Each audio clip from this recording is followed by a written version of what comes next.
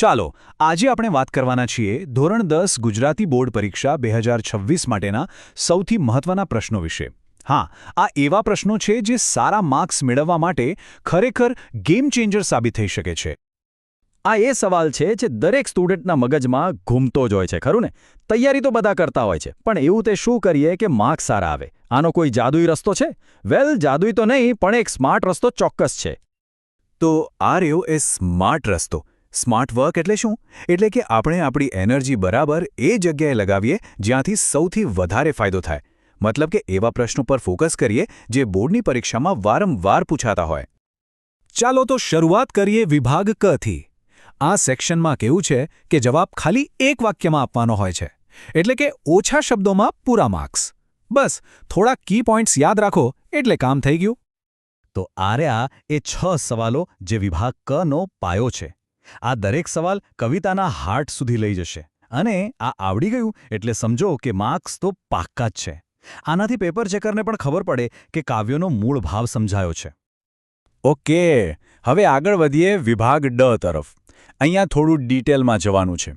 જવાબ 3-4 વાક્યોમાં મુદ્દાસર લખવાનો હોય છે. અને સારી વાત એ છે કે તમને ઓપ્શન મળે છે, એટલે કે આપેલા પ્રશ્નોમાંથી ગમે તે 2 જ લખવાના. તો વિભાગ ડ માટેના કેટલાક મોસ્ટ ઇમ્પોર્ટન્ટ સવાલો આ રહ્યા. તમે જોશો ને તો આ સવાલો ખાલી ગોખણપટ્ટીવાળા નથી. એમાં પાઠની ઊંડી સમજ અને એનાલિસિસ માંગે છે. આ માત્ર યાદ રાખવાની નહીં પણ સમજવાની વાત છે. હવે જુઓ, આ સ્લાઇડ પર જે સવાલ છે ને એ ખરેખર બહુ જ રસપ્રદ છે. દીકરીના માથે હાથ ફેરવવો અને દીકરી હાથ દે, આ બેમાં ફરક શું? આમ તો શબ્દો સરખા લાગે, પણ આમાં જમીન આસમાનનો ફરક છે. એકમાં પિતાનો વાલ છે, આશીર્વાદ છે, અને બીજામાં દીકરીનો સપોર્ટ, એની હિંમત છે. બસ બોર્ડ આ તો ચેક કરવા માંગે છે કે તમે શબ્દોની પાછળની ભાવનાને કેટલી સારી રીતે સમજો છો. અને હા, આ સેક્શનનો છેલ્લો પણ એટલો જ ઇમ્પોર્ટન્ટ સવાલ.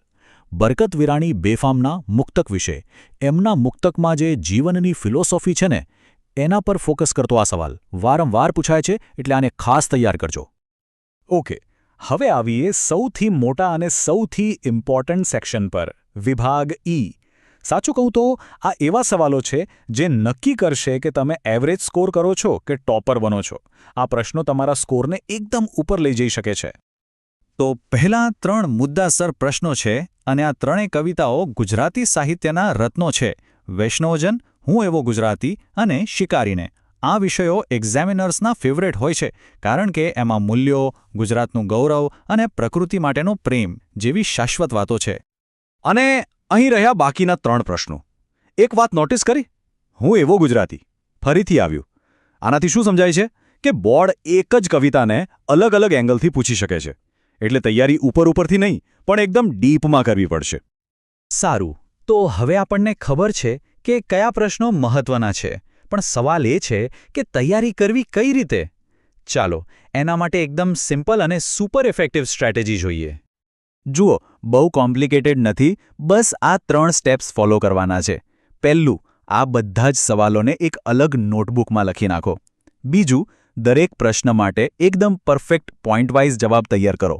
અને ત્રીજું, અને આ સૌથી અગત્યનું છે, એનું રેગ્યુલર રિવિઝન કરતા રહો. બસ આ જ ફોર્મ્યુલા છે, નોટબુક પ્લસ રિવિઝન, એટલે પરીક્ષા માટે એકદમ રેડી. આ કોઈ રેન્ડમ લિસ્ટ નથી હો, જેમ સ્ક્રીન પર લખ્યું છે. આ સૌથી મહત્વપૂર્ણ પ્રશ્નો છે. આને તમારો રોડમેપ સમજી લો. જો આના પર ફોકસ કરશો ને તો તમારી મહેનત ખોટી દિશામાં નહીં જાય, એની ગેરંટી. અને છેલ્લે જતા જતા એક વિચારવા જેવો સવાલ: શું પરીક્ષાનો હેતુ ખાલી માર્ક્સ લાવવાનો છે કે પછી જ્ઞાન મેળવવાનો? જો આ પ્રશ્નોને માત્ર પરીક્ષા માટે નહીં પણ સાહિત્યને સમજવા અને માણવા માટે તૈયાર કરવામાં આવે ને તો માર્ક્સ તો એની પાછળ આવશે જ. પરીક્ષા માટે ખૂબ ખૂબ શુભકામનાઓ.